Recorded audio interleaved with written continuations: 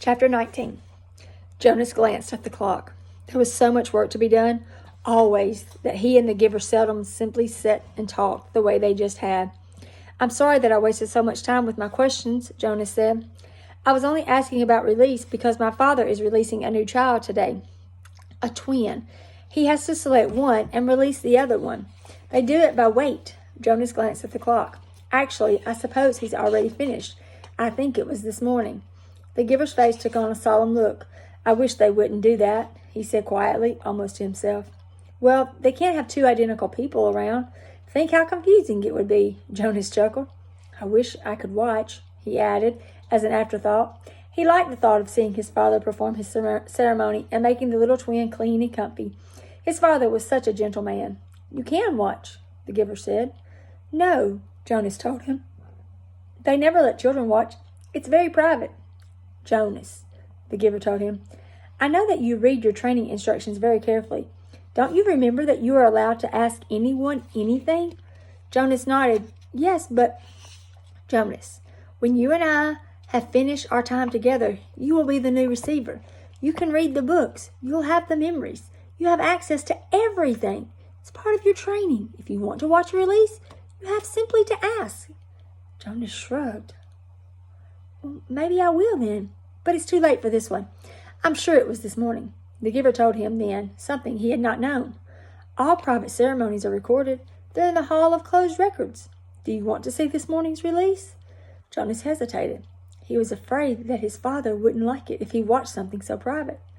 "I think you should," the giver told him firmly. "All right then," Jonas said. "Tell me how." The giver rose from the chair, went to the speaker on the wall, and clicked the switch from off to on. The voice spoke immediately. "Yes, receiver. How may I help you?" "I would like to see this morning's release of the twin." "One moment, receiver. Thank you for your instructions." Jonas watched the video screen above the row of switches. Its blank face began to flicker with zigzag lines. Then some numbers appeared, followed by the date and time.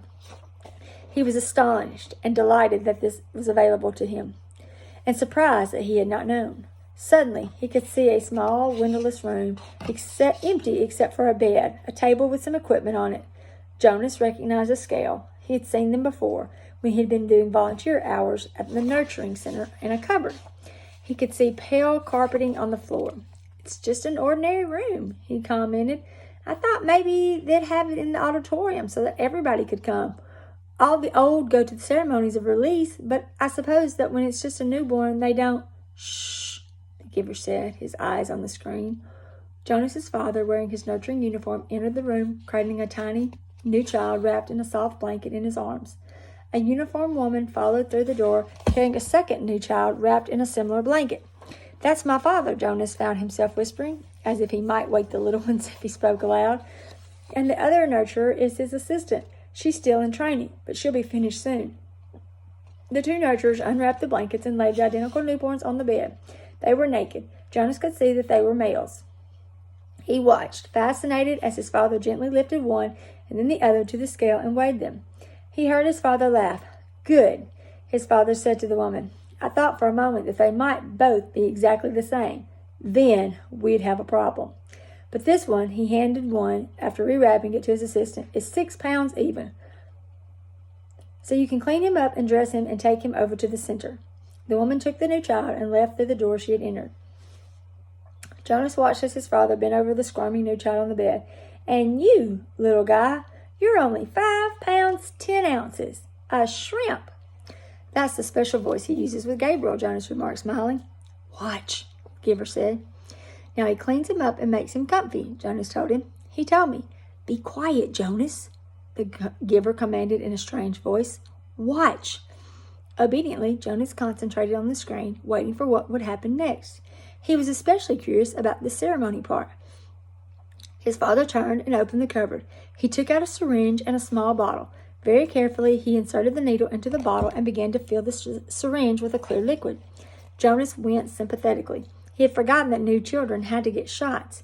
He hated shots himself, though he knew that they were necessary. To his surprise, his father began very carefully to direct the needle into the top of the new child's forehead, puncturing the place where the fragile skin pulsed. The newborn squirmed and wailed faintly. "Why's he—" Shh, the giver said sharply.